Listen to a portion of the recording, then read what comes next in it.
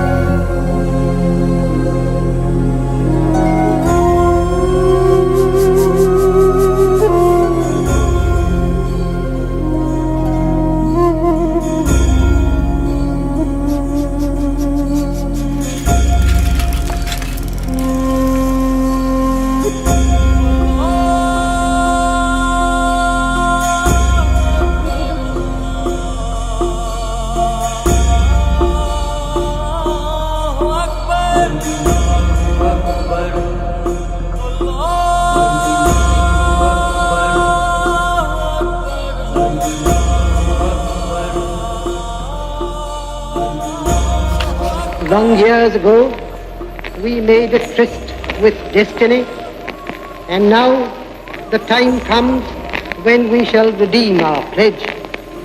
At the stroke of the midnight hour, when the world sleeps, India will awake to life and freedom.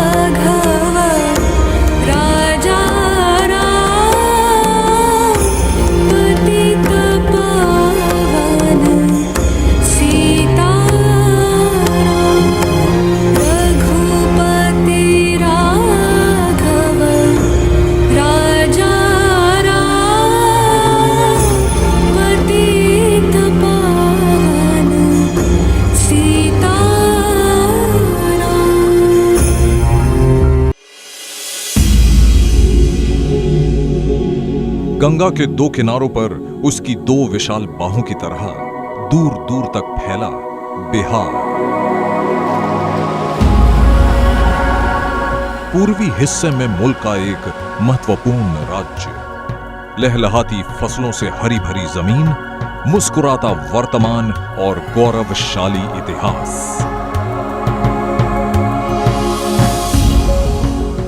Bihar सदियों पहले से ही कितना सजग।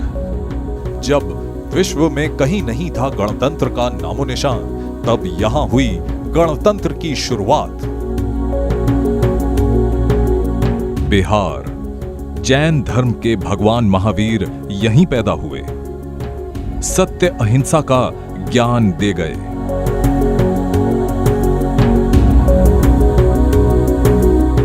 बुद्ध को भी जीवन का सार महाज्ञान प्राप्त हुआ। इसी बिहार में बौद्ध धर्म को जमीन मिली, शांति का संदेश जगा, दुनिया भर में फैला। हजारों साल पहले ही था एक विश्वविद्यालय यहाँ, नालंदा ज्ञानपीठ। अध्ययन के लिए जुटते थे दुनिया भर के छात्र। चक्रवर्ती चंद्रगुप्त, प्रतापी सम्राट अशोक सब यहीं हुए। विद्वान चाणक्य को भी भाई थी यही जमीन। दुनिया को जिन्होंने शून्य का अद्भुत ज्ञान दिया, गणितज्ञ आर्यभट्ट इसी बिहार से हुए। वक्त की रगों में दौड़ता सदियों पुराना उबाल है कि हर बड़ी हुंकार भी यहीं से उठती है। गांधी जी ने भी सत्याग्रह की शुरुआत के लिए यहां का चंपारण ही चुना, जिसने पलट दिया भारतीय राजनीति के एक तरफा होते मिजाज को। वो जननायक जयप्रकाश नारायण भी यहीं हुए। पर आजाद भारत में बिहार ने एक ऐसा भी दौर देखा जहां ज्ञान और गौरव की निशानियां ही रह गईं। हर जगह टॉपर होना अच्छा नहीं होता। बिहार को इसका एहसास तब हुआ जब देश के पिछड़े राज्यों में से इसकी भी गिनती होने लगी।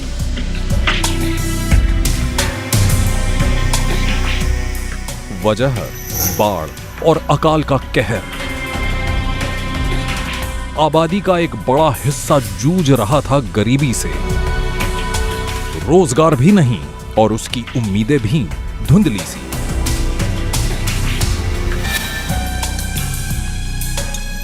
लूट, हत्या, अपहरण रोज की बात हो गई थी। सरकारी अनदेखी और उदासीनता से भी अपराधियों के हौसले बढ़ गए थे। पर बदहाली के अंधेरे में घुट-घुट कर कोई कब तक यूं जिएगा? बिहार की बेचैन जनता ने अपने लिए उगा ही लिया उम्मीदों का एक नया सूरज।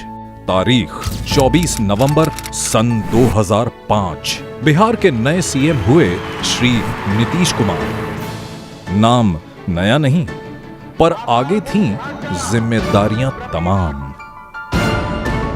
पहला काम कानून व्यवस्था को चुस्त करना, दूजा इंफ्रास्ट्रक्चर और तीजा शिक्षा एवं स्वास्थ्य सेवाओं की बिगड़ी तबीयत को ठीक करना था। जब बिहार के लोगों ने काम करने की जिम्मेवारी सौंपी तो मेरे सामने ढेर सारी चुनौतियां थी। सबसे बड़ी चुनौती थी लोगों के मन से डर का निकलना। लोग सहमे रहते थे, शाम होने के पहले घर लौट जाना चाहते थे। कानून का राज कायम करना एक बड़ी चुनौती थी।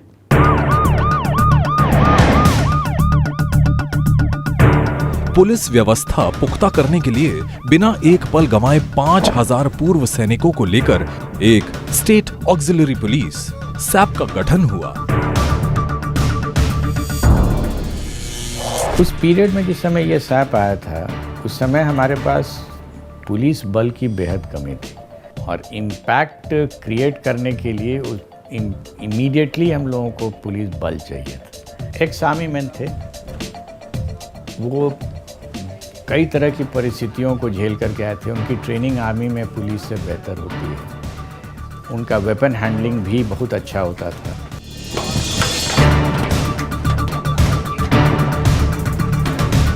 देश में अपनी तरह का पहला प्रयोग था।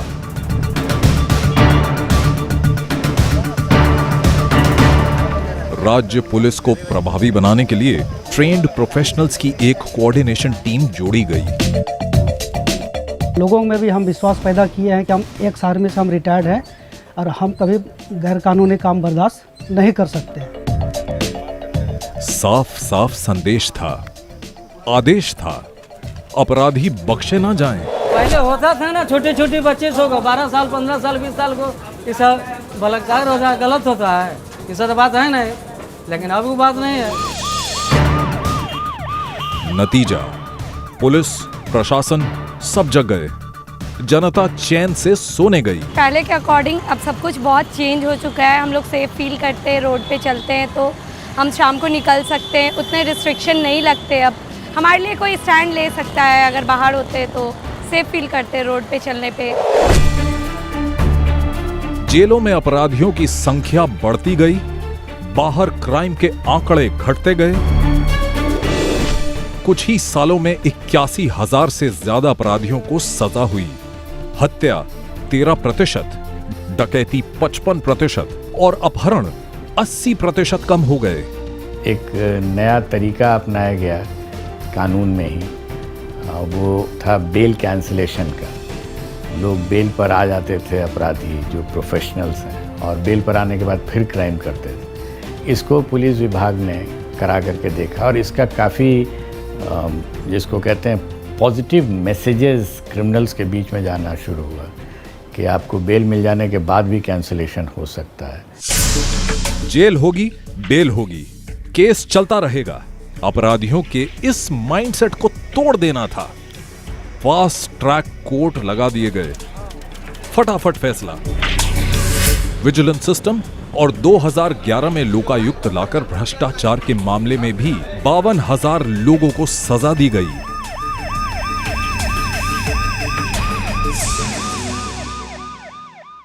बिहार में सड़कों की हालत बहुत खराब थी।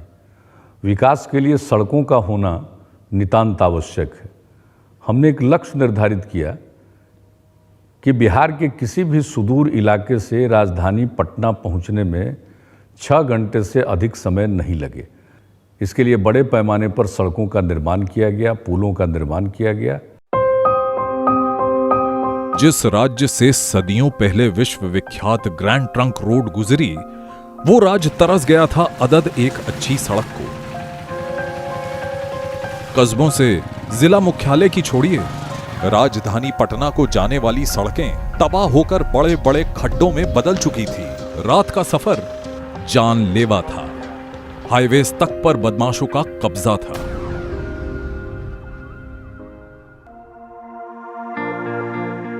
राज्य का कोना कोना राजधानी पटना से जुड़े, इसके लिए 34,000 किलोमीटर स्टेट हाईवेज और उन पर 2,000 से ज्यादा पुल बना दिए गए।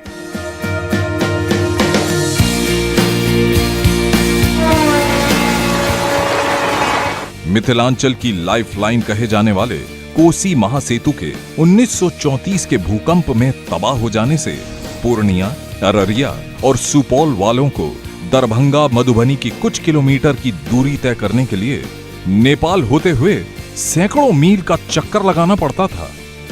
400 करोड़ खर्च कर लगभग 11 किलोमीटर लंबा ये पुल बनवाकर सरकार ने अपनी प्रतिबद्धता साबित कर दी।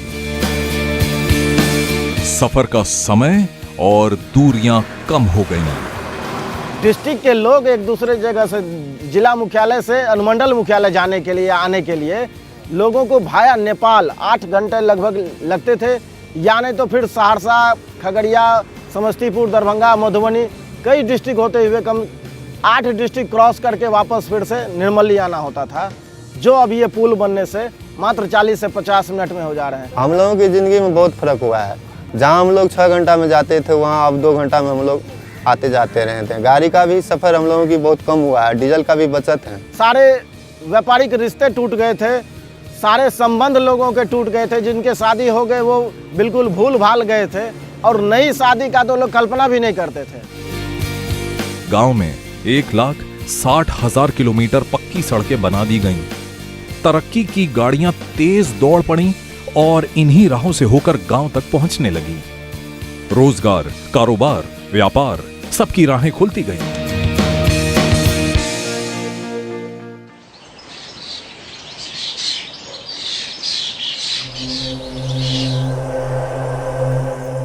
बिजली व्यवस्था ठीक करने की कड़ी में मांग और उत्पादन के बीच के बड़े फासले को कम किया।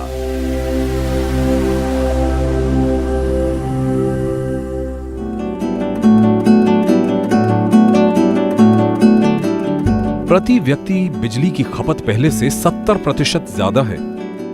2006 में पूरे बिहार लगभग 700 मेगावाट हम लोगों को बिजली मिलती थी।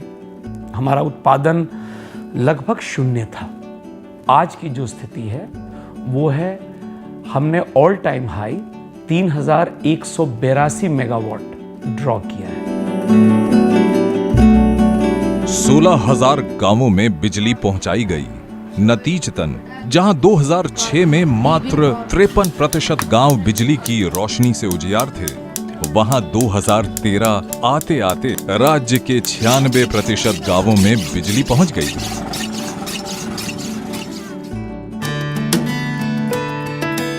कनकपुरा की मधुबनी की गीता देवी गवाह हैं। कभी दिन भर में 2-3 घंटे बिजली आ जाए तो शुक्र मनाती थीं। अब घर दिन रात उजियार है। 16-17 घंटे बिजली तो मिल ही रही है। टीवी, फ्रिज, खुशियां सब ऑन है। अंधेरा रहता था तो शाम में 7 से 8 बजे तक खाना हम लोग खा लेते थे। अंधेरा में कहीं घूम नहीं पाते थे, एक दूसरे से मिल भी नहीं सकते थे। पावर आने से एक दूसरे से मिलन जुलन भी होता है। उस पर 10 बजे 11 बजे रात तक मजदूर आदमी सब भी सोते हैं। ऐसा बात नहीं है पहले जैसे कि सुबह शाम का सो गए, एक बार 6 बजे 7 बजे उठें, तो उस टाइम में बीमार बहुत ज़्यादा लोग पड़ते थे, ज़्यादा सोने से भी। और पावर आने से जो है जो पंखा भी लगा लिए हैं लोग, टीवी लगा लिए हैं, जिसके पास उतना मोबाइल का भी सुविधा है। मोबाइल भी चार्ज हो रहा है। समाचार देखते हैं तो क्या गरीब के लिए क्या हक है, अधिकार है, हम लोग देखते हैं। बेहतर शिक्षा व्यवस्था पर टिका होता है किसी भी राज्य का भविष्य, तो सरकार ने इसे प्राथमिकताओं की सूची में ऊपर रखकर विशेष ध्यान दिया। जर्जर स्कूलों की मरम्मत शुरू हो गई।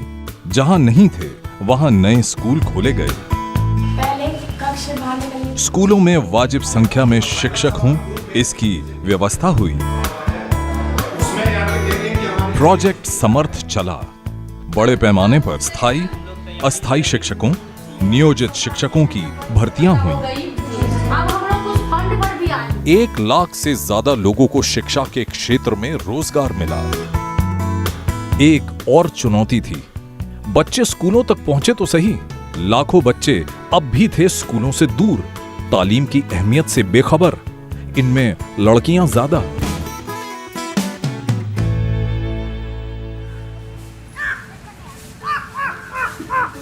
स्कूल के लिए घंटों पैदल चलना मजबूरी ना रहे। इस कारण कोई बच्चा, खासकर लड़की, बीच में स्कूल ना छोड़े, इसके लिए मुख्यमंत्री जी ने कहा, साइकिल लो और स्कूल चलो।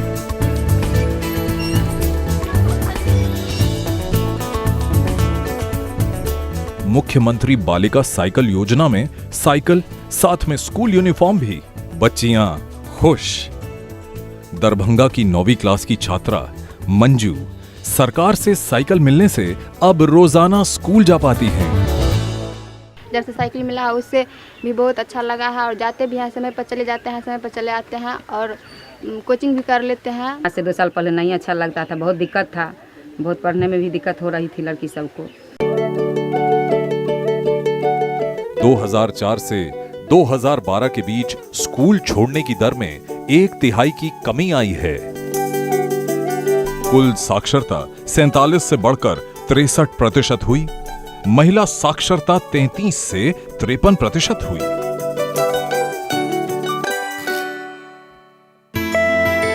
उच्च शिक्षा के लिए नए कॉलेज, IIT, NIT, एम्स जैसे संस्थान खोले गए।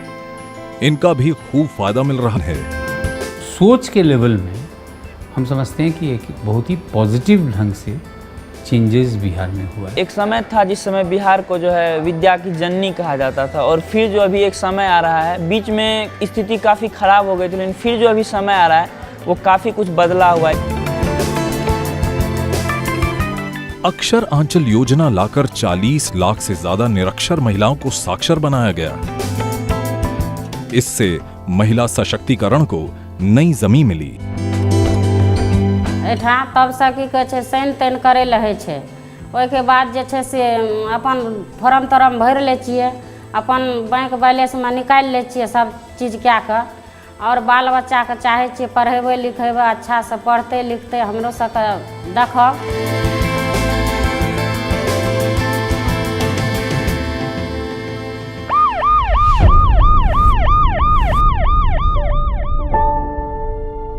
अब बारी थी सेहत का हाल जानने की। सरकारी अस्पताल सालों से खुद बीमार थे।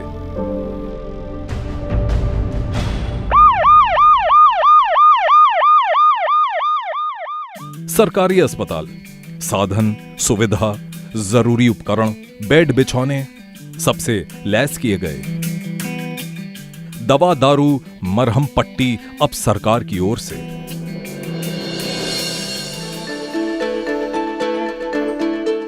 डॉक्टरों को प्रेरित किया गया और हिदायत दी गई कि हम सबको मिलकर एक मिसाल कायम करनी है और मरीजों के साथ लापरवाही कतई नहीं होने देना है। फिर तो सुरक्षित प्रसव के लिए अस्पतालों में कभी साल में पूरे राज्य भर से 50,000 महिलाएं ही आती थीं। अब हर साल लगभग 15 लाख आ रही हैं। गया की सुमी देवी इस बात की मिसाल हैं। एक बच्चा वाजिब इलाज के अभाव में नहीं रहा, पर दूसरा बच्चा होने के वक्त राज्य के हालात बदल गए थे। बच्चा स्वस्थ पैदा हुआ। सुमी देवी के मुरझाए उदास चेहरे पर जैसे खुशी की कोई लकीर खिंच गई। जब 9वां महीना मेरा पूरा हो गया तो फिर मैम बोली कि ये यहाँ मतलब यहीं डिलीवरी आकर करवाना, यहाँ सारा चीज़ का सुविधा। फिर जब मैं वहाँ डिलीवरी करवाने गई तो मुझे सारा चीज़ का सुविधा मिला। वहाँ डिलीवरी मेरा भी अच्छा से हो गया। सड़कें, अस्पताल, बिजली, रोजगार और कारोबार के सब साधन हो गए हैं तो पलायन थमने लगा है।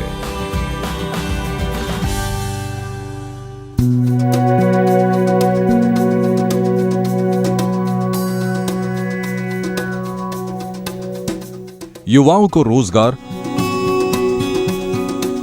और महिलाओं को समान अधिकार, अल्पसंख्यकों, आदिवासियों, दलितों, पिछड़ों को अवसर और मदद मुहैया कराना वक्त की जरूरत थी। जब से नीतीश का सरकार बने तब से हम लोग को इतना फ्री फाइन, इतना सुविधा मिला है। ये सरकार सबके साथ है, सबकी सुनती है। आरटीआई की जानकारी अब फोन पर भी लेने की व्यवस्था है। आबादी बराबर तो हक भी बराबर। महिलाएं नहीं रहेंगी हाशिए पर। पंचायत और शहरी निकाय चुनावों पर 50% सीटें आरक्षित कर दी गईं। ये अपने अधिकार जान गई हैं, फैसले खुद ले रही हैं। समाज में मान सम्मान बढ़ रहा है।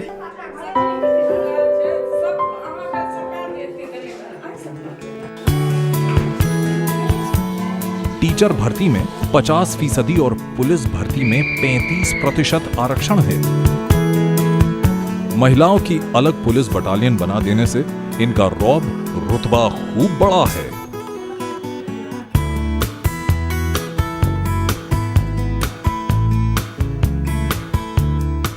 भूमिहीन महिलाओं को 3 डेसिमल जमीन देने का बंदोबस्त है। पहले किछ नहीं रहा, सरकार हमरा दलक, जमीनो दलक, अब रहे के हमरा ये व्यवस्था। सरकारी कोशिशों से महिलाओं में जागरूकता बढ़ी है। वे स्वयं सहायता समूह के जरिए भी अपने आर्थिक विकास का रास्ता खोल रही हैं। अल्पसंख्यक समुदाय भी दूर और किनारे क्यों रहे? सरकार का लड़कियों पर विशेष ध्यान है, इसलिए अल्पसंख्यक लड़कियों के स्किल डेवलपमेंट के लिए हुनर योजना है। मैं शुरू से ही चाहती थी अपने पैरों पे खड़े हो जाऊं। कोर्स को कंप्लीट करने के बाद अपना खुद का एक पार्लर खोलूं और मैं पापा के लिए बेटा बन करके दिखाऊं। विद्यार्थी प्रोत्साहन और पोस्ट मैट्रिक स्कॉलरशिप है ताकि अल्पसंख्यक विद्यार्थी पढ़ाई में आगे बढ़ें।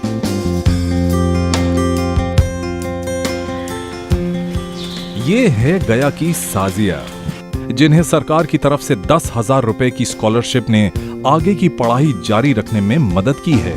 मैट्रिक में 10,000 रुपये मिला और फर्स्ट आए तक। फिर उस पैसा से हम अपना पढ़ाई किए, ट्यूशन वगैरह, एडमिशन कराए।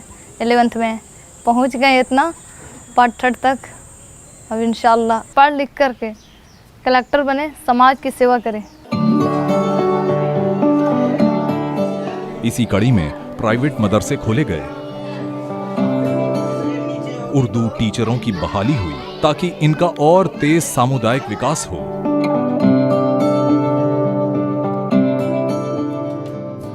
दलितों, आदिवासियों, पिछड़ों का तेजी से विकास हो, इस पर सरकार का खास ध्यान है। एक विशेष योजना के तहत इन्हें रेडियो दिया गया है ताकि इन्हें अपने लिए लागू सरकारी योजनाओं के बारे में जानकारी मिलती रहे और इसका लाभ वो लेते रहें।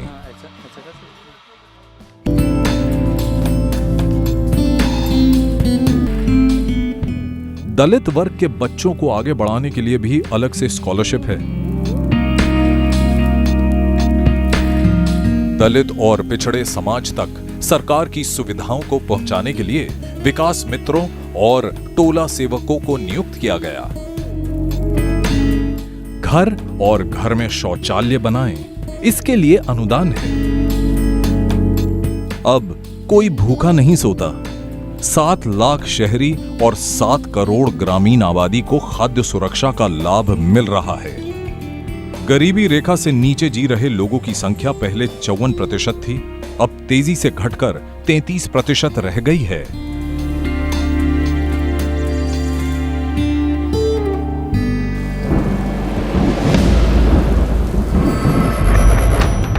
आपदा प्रबंधन के लिए सरकार विशेष सजग हुई। बाढ़ से हर साल तबाह उत्तरी बिहार के इलाकों की पहचान कर वहां के बाशिंदों को आपदा प्रबंधन के गुर सिखाए गए।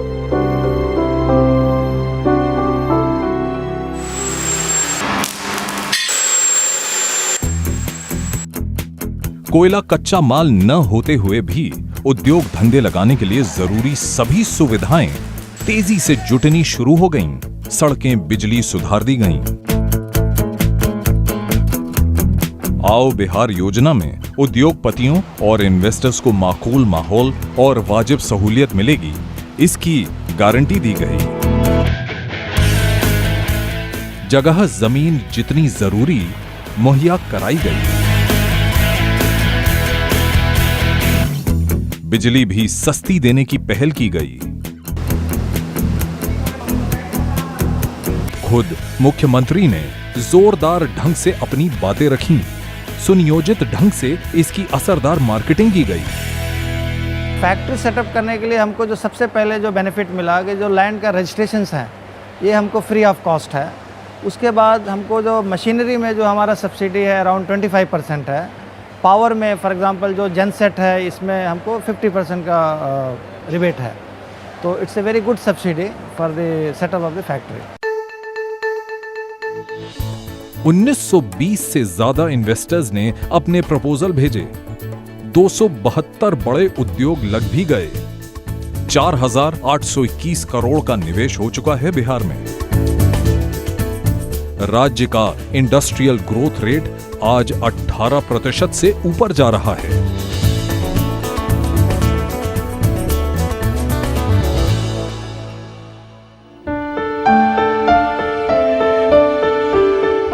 लहलहाते हरे भरे खेत सिर्फ कुदरत के भरोसे ही क्यों छोड़ दिए जाएं?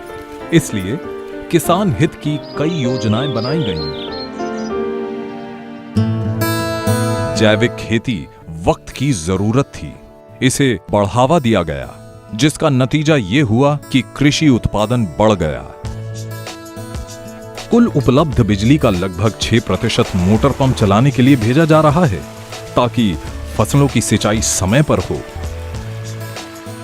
2005 के पहले डीजल से धान या गेहूं उपजाते थे, तो उसमें हमको करीब साल में 35-36 हज़ार रुपया लग जाते थे। अब उसके 2005 के बाद जो लाइन आ गए हैं उसमें मुश्किल से 9-72 मतलब 7,000-8,000 रुपया लगता ही है साल में, इससे ज़्यादा नहीं लगता है सर। और दूसरी बात कि ट्यूबवेल हमने लगाया 2005 या 6 में लगाए हैं ट्यूबवेल, तो उसमें करीब 2 लाख रुपया खर्च पड़ा था। 2 लाख खर्च पड़ा था, सरकार 45,000 सब्सिडी दिया था मध्य ग्रामीण बैंक से। किसानों को सोलर वाटर पंप मुहैया कराकर सिंचाई को आसान बनाया गया। 28,000 के अनुदान में मिला सोलर। और जब से ये सोलर मिला है हम लोग हमेशा खेत में कुछ न कुछ फसल लगाते हैं, जैसे भिंडी, अभी मक्के बो किए हैं, ये सब काम किए हैं। लेकिन ये 8 घंटा कंटिन्यू काम करता है, जिसमें ना डीजल मोबिल कुछ नहीं लगता है। और जब से ये हुआ है हम लोगों को तरक्की ही तरक्की है।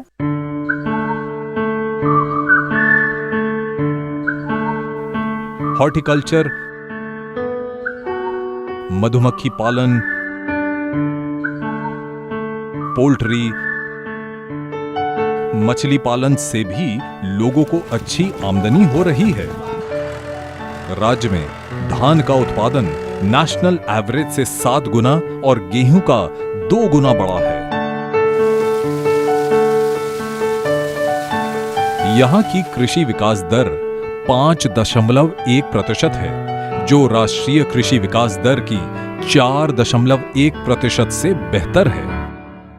जब से इस सीड जो आपका उत्तम क्वालिटी की जो शुद्धता वाली सीड की जो सरकारों द्वारा प्रचलन करके इसको पूरे जोर शोर से किया गया, इसमें फसल की जो उत्पादन है वो 4 गुना ज़्यादा है। उससे भी अधिक हम कहें तो कम लगता है। काहे तो अब 1 क्विंटल प्रति कट्ठे के हिसाब से गेहूं हो, अगर मसूर हो तो 60-65 किलो कट्ठे के हिसाब से, तोरी हो तो 45-50 किलो के कट्ठे के हिसाब से। ये सारा उत्पादन सीड के वजह से प्रचार और गवर्नमेंट के द्वारा जो चलाई गई मुहिम है उससे तो बेनिफिट है। व्यस्त किसान, चेहरे पर सुकून, बाजार में रौनक, सब अच्छा लगता है। अच्छा लगता है जब वर्ल्ड बैंक जैसी संस्था कहती है कि निवेश के लिए इंडिया में दिल्ली के बाद पटना ही सबसे माकूल जगह है।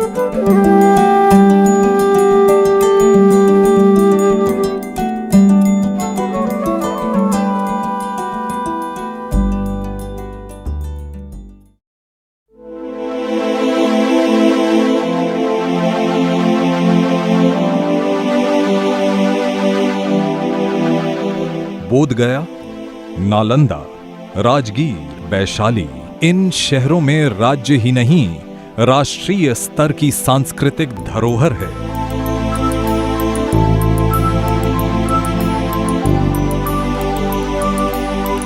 ये सभी शहर बेहतरीन सड़कों से जुड़ गए हैं। गया इंटरनेशनल एयरपोर्ट हो जाने से विदेशी यात्रियों का यहां सीधे आना जाना आसान हो गया है।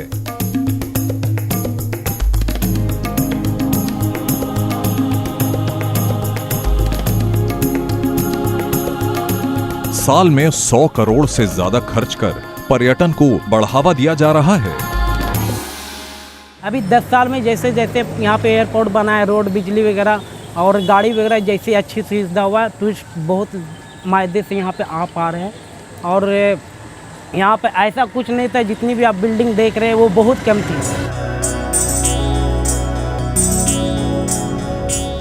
असर ये कि पिछले 10 सालों में राष्ट्रीय अंतर्राष्ट्रीय पर्यटकों की संख्या में खूब इजाफा हुआ। पिछले साल 22 लाख से ज्यादा घरेलू और 8 लाख से ज्यादा विदेशी सैलानी बिहार घूमने आए।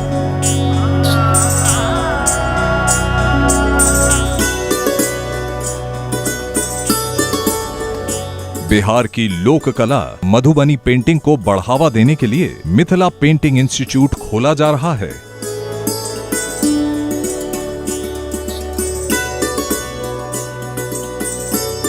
एक स्पेशल मधुबनी सर्किट भी बनाया जा रहा है।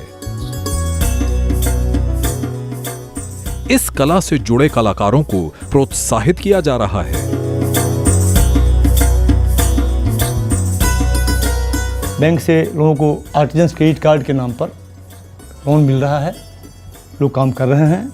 जहाँ तक मेरा सवाल है तो हम भी स्टेट बैंक से 25,000 रुपये का लोन लिया है आर्टिजन क्रेडिट कार्ड पे, और उस लोन से हम रॉ मटेरियल, पेपर, साड़ी, दुपट्टा लेके बना के और बेचते रहे हैं और हमारा विकास हुआ है। पैसे के बल से भी मन का विश्वास बढ़ता है। रंगों की इन महीन लकीरों से अब उम्मीदों की कोई बड़ी डगर बनती दिख रही है।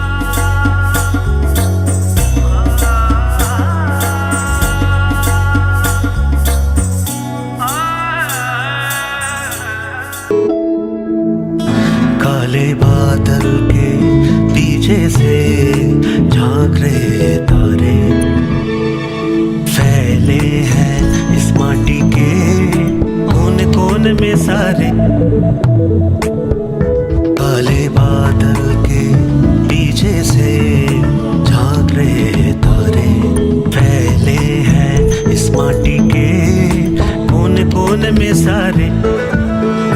नन्हे से हाथों में है सपनों की फुलवारी, आसमान में टिमटिमाने की हो रही तैयारी। पड़ लगा दो हमें, दो पड़ लगा दो हमें, उठता हुआ तारा बना दो हमें।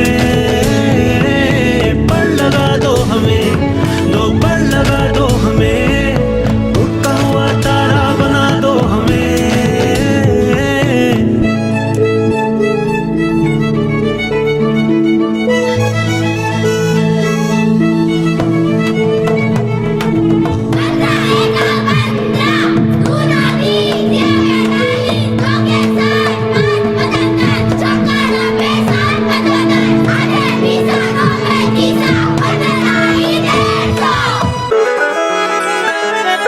सौरमंडल की सैर कराने को निकले हैं घोंसलों से चहचहाने को, सौरमंडल की सैर कराने को।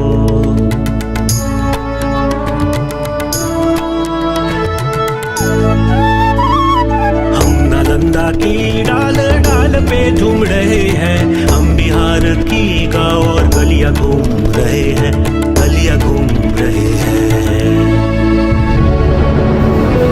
विज्ञान के गणित विज्ञान के आकाश में उड़ना है पग पसारे। पड़ लगा दो हमें, दो पड़ लगा दो हमें, उड़ता हुआ तारा बना दो हमें। पड़ लगा दो हमें, दो पड़ लगा दो हमें, उड़ता हुआ तारा बना दो हमें।